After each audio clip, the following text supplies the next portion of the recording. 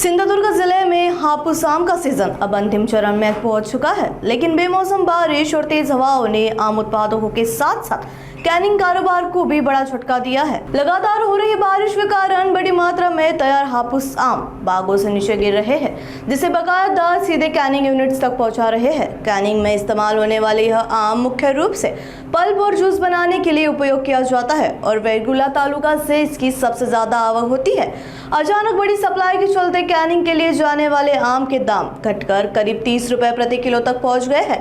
इससे व्यापारियों पर दबाव पड़ा है, वहीं बकायादारों को भी आर्थिक नुकसान का सामना करना पड़ रहा है। आम सीजन के आखिरी चरण में पड़े इस बेमौसम बारिश के असर से सिंधुदुर्ग के आम उत्पादकों में चिंता का माहौल है।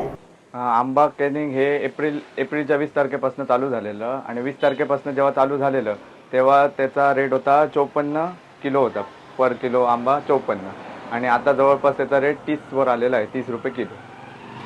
कुठला आंबा असतो याच्यामध्ये प्रमुख? कॅनिंग मध्ये फक्त हापूस आंबा घेतला जातो, जो आंबा पिकवला जात नाही, जो त्याच्यावर डाग वगैरे असतात, तो आंबा कॅनिंगला वापरला जातो, म्हणजे त्याचा पल्प वगैरे काढला जातो त्या आंब्याचा। याचा वापर कशासाठी केला जातो? त्याचा वापर कंपनीमध्ये पल्प तयार करतात आणि ते मँगोचे जे प्रोडक्ट असतात, म्हणजे माझा म्हणा वगैरे, त्यासाठी त्याचा स्टोअर करून ठेवतात आणि त्याप्रमाणे त्याचे प्रोडक्ट्स तयार केले जातात। आत्ताचा रेट काय? आत्ताचा रेट 30 रुपये पर किलो।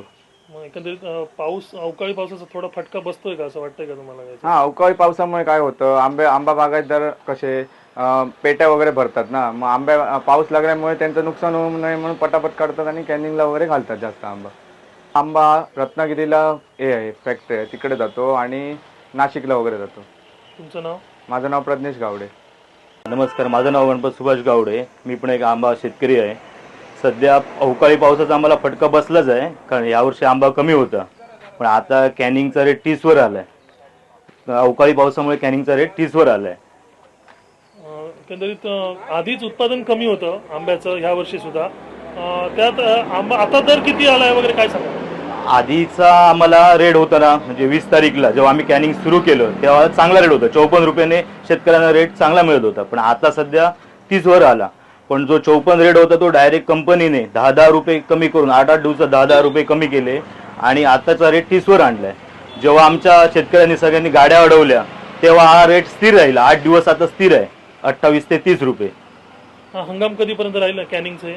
आता सध्या पावसावर अवलंबून आहे सगळं, कारण पाऊस जसा लागतोय तसे शेतकरी लवकरात लवकर आंबे काढून संपवायचा प्रयत्न करतायत।